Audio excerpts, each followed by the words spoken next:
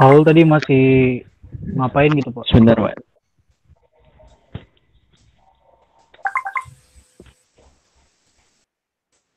Sudah kelihatan screen-nya belum? Mana Aul? Belum. Hah? Sudah. Sudah. Sudah. Sudah.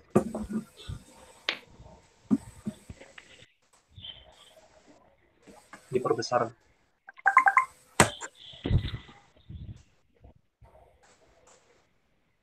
Mana screen? Oh.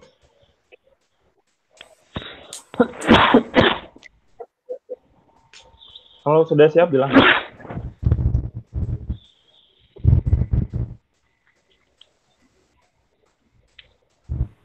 Kalau bisa hal seperti ini itu harusnya disiapkan sebelum 15 menit sebelumnya ya. Jadi Iya, Pak. ketika saya masuk udah siap untuk mulai. Soalnya kita berpacu sama waktu. Ya, Pak. Sudah. Baik. Sudah, Pak. Oke, silakan. Ya, Assalamualaikum warahmatullahi wabarakatuh. Waalaikumsalam warahmatullahi wabarakatuh. Warahmatullahi wabarakatuh.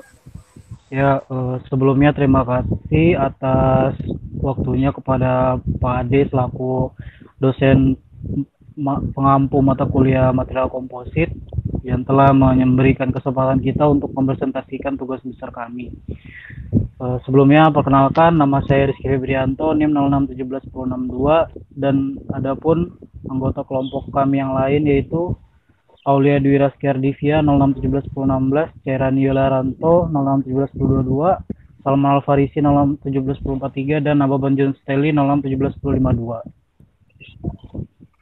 Ya, adapun outline yang akan kita presentasikan pada kali ini yaitu yang pertama pendahuluan, yang kedua metode penelitian, yang ketiga hasil dan pembahasan, dan yang keempat itu kesimpulan.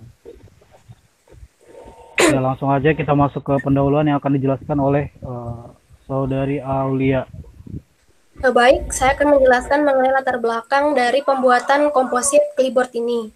Nah, jadi clipboard ini seperti yang kita ketahui sering kita temukan di bidang edukasi, di mana fungsinya sebagai penahan kertas dan membantu dalam kegiatan menulis agar kertas itu tidak kusut dan tidak kusut. Kemudian seperti yang kita ketahui clipboard ini biasanya terbuat dari bahan baku yaitu plastik dan serbuk kayu, di mana plastik sendiri itu memiliki sifat kekakuan yang rendah serta kayu sendiri itu memiliki kekerasan yang rendah. Sehingga kami mendapatkan solusi yaitu mengganti bahan baku plastik dan serbuk kayu ini dengan menggunakan material komposit menggunakan serat pelepas sawit. Nah, berdasarkan data BPS 2011 diperkirakan produksi pelepas sawit di Indonesia itu mencapai 21.958.120 ton. Sehingga limbah pelepas sawit ini belum dimanfaatkan secara maksimal oleh masyarakat Indonesia. Serta mengapa kami menggunakan serat pelepas sawit?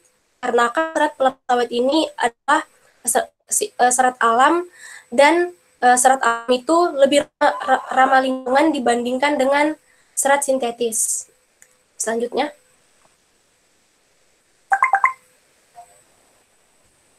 Next.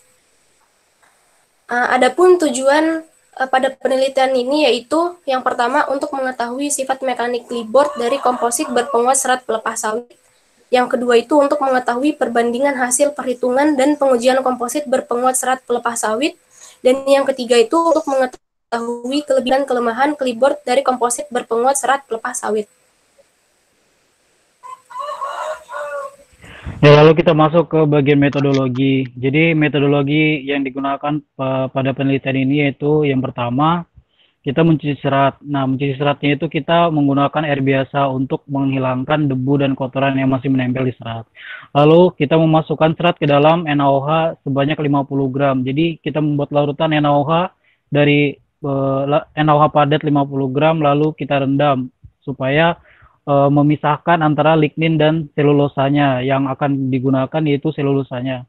Lalu proses pembuatan serat secara kontinu sesuai dengan cetakan. Caranya resin polyester sebanyak 300 gram dicampur dengan katalis sebanyak 10 gram. Lalu penuangan setengah takaran campuran resin ke dalam cetakan. lalu penempatan serat kelapa sawit yang telah disusun secara kontinu, kemudian di atas serat dituang kembali campuran resin ke dalam cetakan, lalu dipres menggunakan metode hand layup. Next. Nah, setelah dilakukan pembuatan tersebut, komposit akan dikeringkan selama 2-3 jam. Jika belum kering, maka kemungkinan bisa lebih dari 2-3 jam. Lalu setelah itu material komposit yang sudah jadi dilepaskan dari cetakan, dan kemudian di sini kita ada 2 proses. Nah, proses yang pertama itu kita akan membuat yang namanya spesimen uji tarik komposit. Nah, spesimen uji tarik komposit ini berdasarkan standar ASTM D3638. Nah, lalu setelah dibuat spesimen, kita akan melakukan pengujian tarik komposit yang hasilnya nanti ada pada pembahasan. Lalu proses yang selanjutnya itu kita akan membuat clipboard dari material yang sudah jadi tadi dengan cara finishing. Kira-kira ukurannya itu sekitar 34 kali 23 cm, dan lalu ditambahkan klip pada clipboard. Next.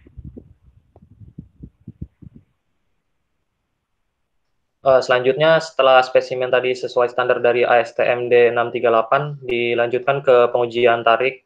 Jadi di sini ada 3 kali pengujian dengan 2 tipe serat yang berbeda dari jurnal. Itu di sini dapatkan data, terus ditaruh dalam bentuk tabel. Dari sini dijelaskan kalau tegangan tarik maksimum dari serat panjang itu lebih besar daripada serat yang pendek. Lanjutnya.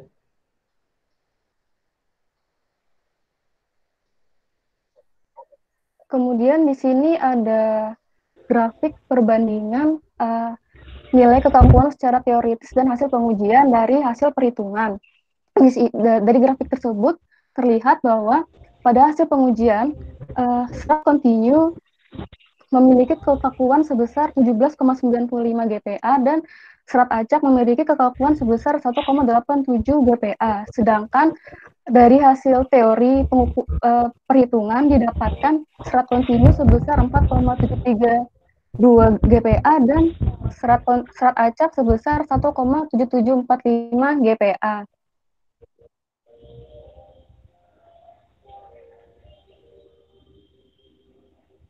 Next.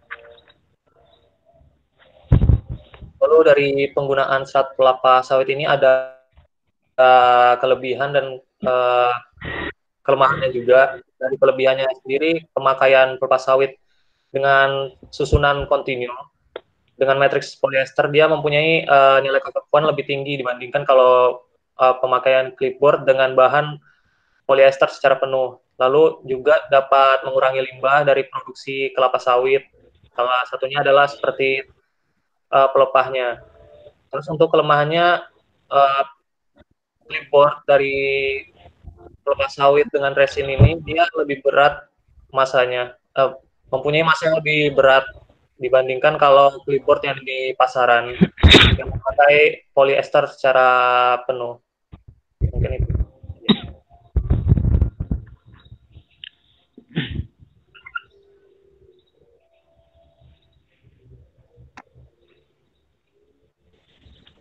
Jadi untuk kesimpulannya adalah, mohon maaf Pak ya, karena belum dicantumkan di situ.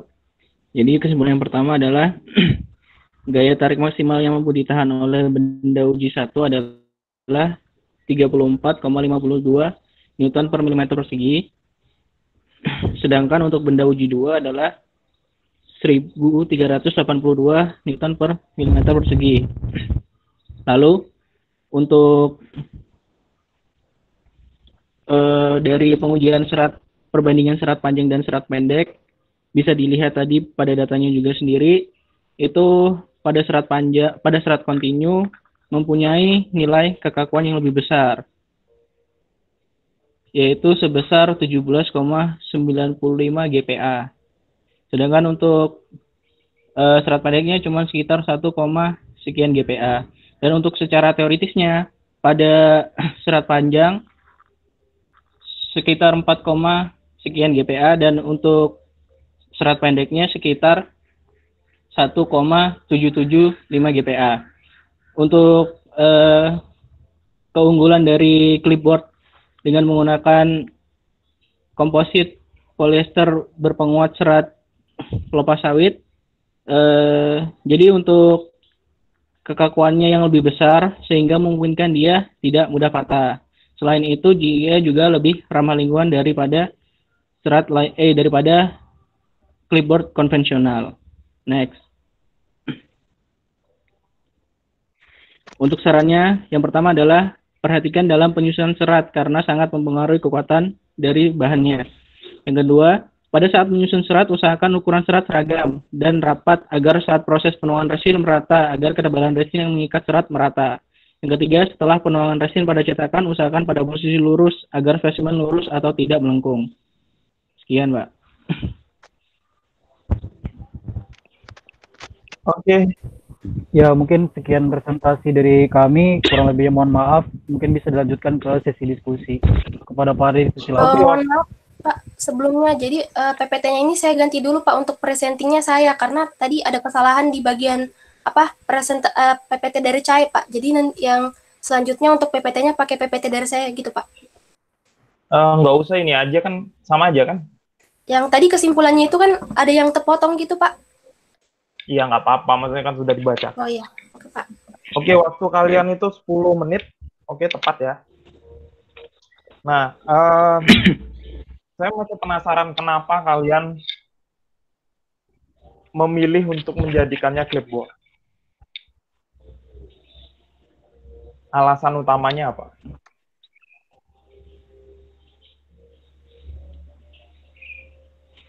Dari saya, Pak Salman, 01743 izin menjawab. Kalau clipboard konvensional itu kan, Pak, ada yang dia dari kayu, ada juga yang dari plastik. Kalau yang dari kayu itu, Pak, dia kan lebih mudah bengkok. Dan biasanya kita tahu, saya pernah menjumpai kalau clipboard dari kayu itu biasanya bisa berjamur. Dan itu bisa merusak dari kertas yang mungkin mau kita tulis di sana.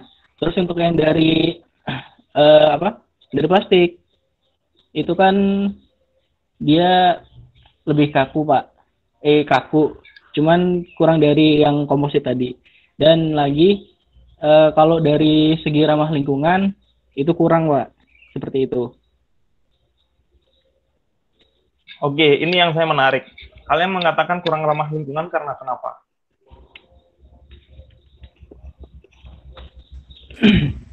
Jadi Pak, untuk penggunaan material, jadi untuk bahan bakunya clipboard menggunakan plastik itu kan seperti yang kita ketahui, Pak, kalau plastik itu kurang ramah lingkungan. Maka dari itu kita memilih dari komposit, Pak. Apalagi seratnya serat alam gitu, Pak. Oke, saya setuju kalau seratnya serat alam ya. Cuma kan sama-sama plastik. Iya, izin jawab, Pak. Jadi untuk yang kalau misalkan papan scanner yang biasa itu kan plastik semua, Pak. Jadi kalau misalkan dengan komposit ini kita mengurangi penggunaan plastiknya. Jadi kan ada rasionya tuh, Pak. Jadi kita jadi kita seratnya itu sebagai penguatnya, tapi kita menggunakan plastiknya itu hanya sebagai pengikatnya gitu loh. Sedangkan untuk yang konvensional kayak semisal yang biasanya itu kan plastik semua gitu, Pak. Jadi kita kayak lebih mengurangi aja sih. Oke lah. Oke, saya setuju dengan menguranginya. Terus dari segi pembuatan, kenapa kalian memilih hand layup?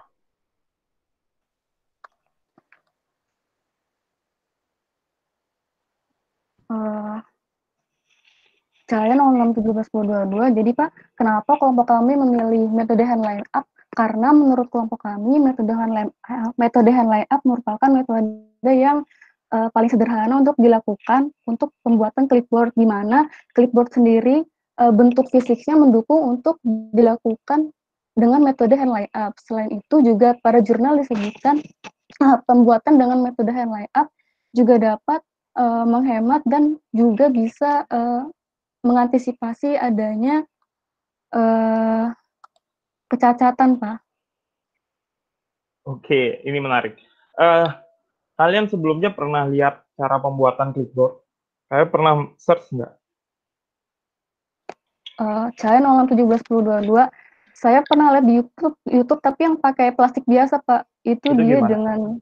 dia di pabrik gitu, Pak, kayak di blow up gitu langsung tercetak sendiri gitu. Oke. Cycle time-nya berapa? Kalau itu saya kurang tahu, Pak. Nah, cepat atau lambat? Lebih cepat. Lebih cepat, Pak. Lebih cepat. Nah, ini dalam pemilihan suatu metode pembuatan itu harus hati-hati. Pertama, kalau hand layout, susahnya adalah satu. Apa kira-kira? Harus rata, Pak. Satu apa? Susahnya pakai metode hand layout.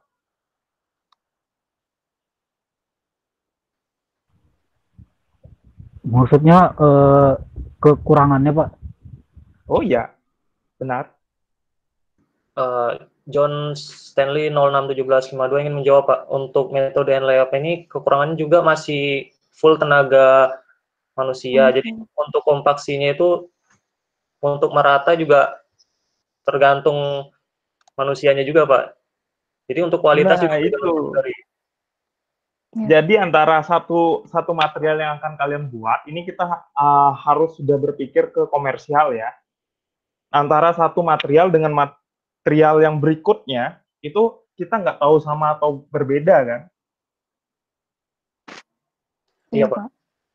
Nah, terus apa kira-kira yang lebih bagus menurut kalian?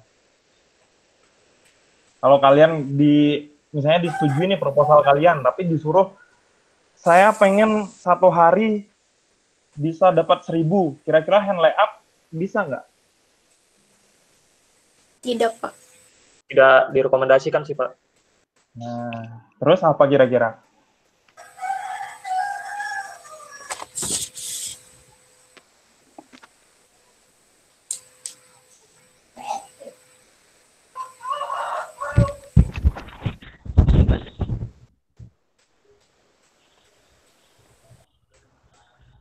Untuk 1000 unit.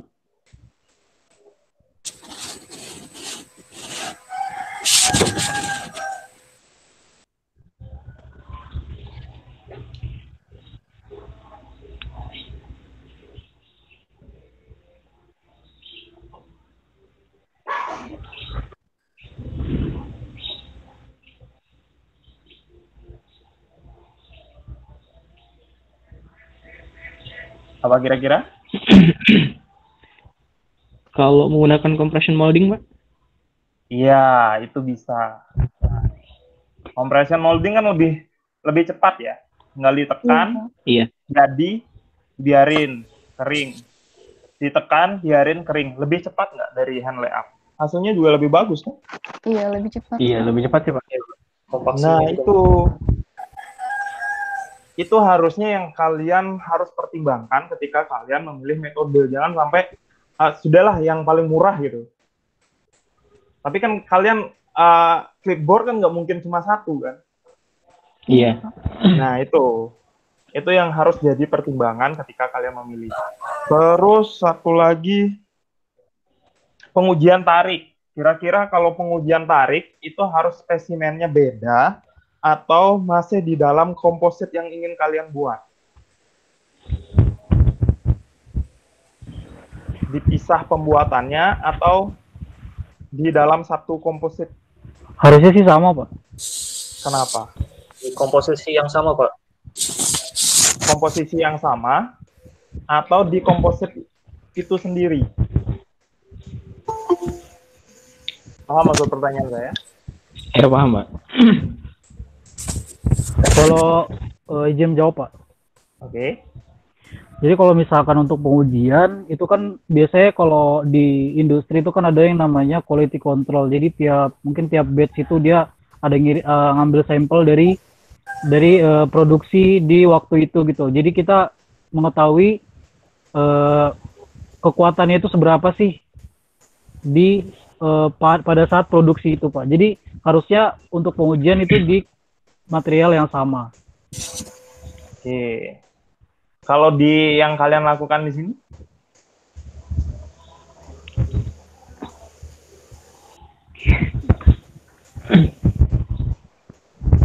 Karena metodenya hand layup, Pak, sepertinya susah sih, Pak. Jadi mungkin sendiri-sendiri, Pak. Sendiri-sendiri. Nah, kira-kira kalau sendiri-sendiri mewakili nggak? Tidak bisa, Pak. Tidak. Terus Metodenya juga hand layup soalnya. salah, hand layup bisa. Semua, maksud saya kurang tepat ya pernyataan itu. Harusnya semuanya metode pembuatan komposit itu bisa. Kalian masih ingat penjelasan saya tentang pembuatan spesimen uji tarik?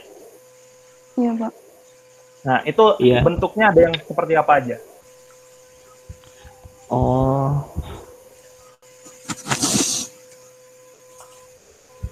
Maksudnya bentuk spesimennya, dari spesimennya, Pak. Iya. Spesimennya itu ada yang lurus aja gitu, Pak, sama ada yang berdasarkan sama yang ASTM-nya itu, Pak, yang seperti standar pengujian biasanya. Oke, yang lurus. Kira-kira membuat lurus itu bisa nggak kalau misalnya pembuatan hand layup di satu material yang sama? Bisa. Bisa, Pak. Iya, itu Bisa, Pak. caranya. Nah, itu hal yang sering terjadi, maksudnya di senior-senior kalian pun pada saat menguji komposit, itu malah dipisah pembuatannya.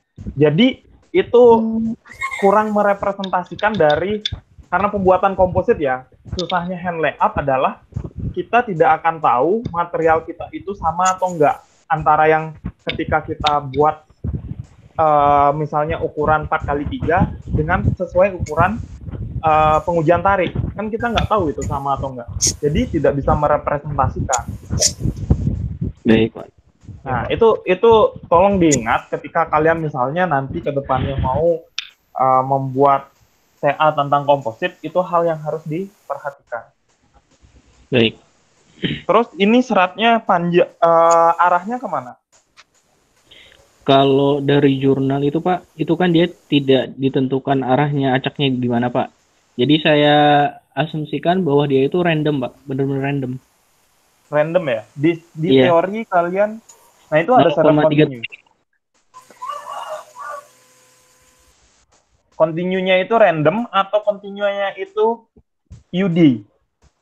Oh, jadi di jurnal itu dia ada bikin dua sih, Pak. Satunya yang continuousnya itu kalau bisa dilihat satunya unidireksional, terus satunya yang acak. Oke, yang acak itu yang pendek ya? Iya, pendek acak. Nah, itu kalian pakai rumus yang mana kalau perhitungan secara teori yang acak? Seperti ini. Pakai yang ini, Pak. Ini yang acak ya? Iya. Yang mana yang acak? Yang nomor 2, Pak. Nomor 2 yang acak, nomor 1 yang kontinu, Pak. Itu harusnya pakai teori yang mana? Kalau yang acak.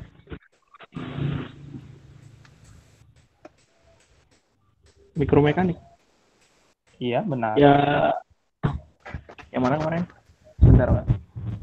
Nah, itu kalian pakai baru pengaruh dari yang nomor 2 itu pengaruh panjang seratnya kan kalian pakai 1. Iya, Pak. Iya, Pak, dia fungsikan. Harusnya kalau yang pendek kurang dari 1 atau 1? Kurang. Satu. Iya kan?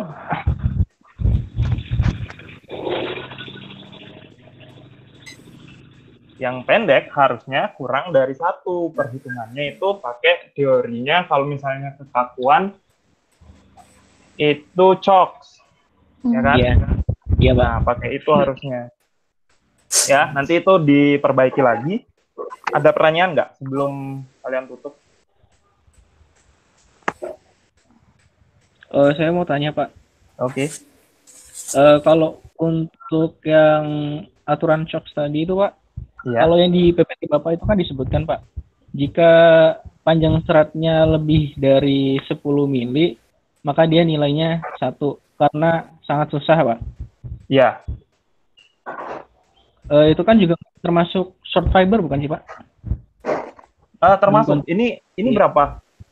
Ini kalian panjang serat yang acak. Kalau panjang serat acaknya dari jurnalnya itu tidak disebutkan, Pak. Makanya kita asumsikan itu 1, seperti itu, Pak.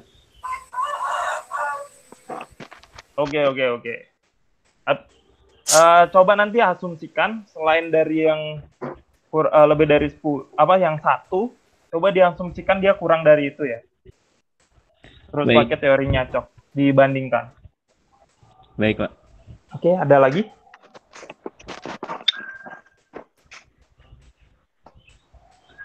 Sudah, Pak. Sudah? Oke. Mungkin cukup, Pak. Cukup, Pak. Untuk nilai nanti ya saya rekap dulu. Ya pada intinya sudah cukup bagus untuk presentasinya. Oke, silakan ditutup. Baik, Pak. Ya, baik. Terima kasih atas kesempatannya. Kurang lebihnya kami mohon maaf. Assalamualaikum.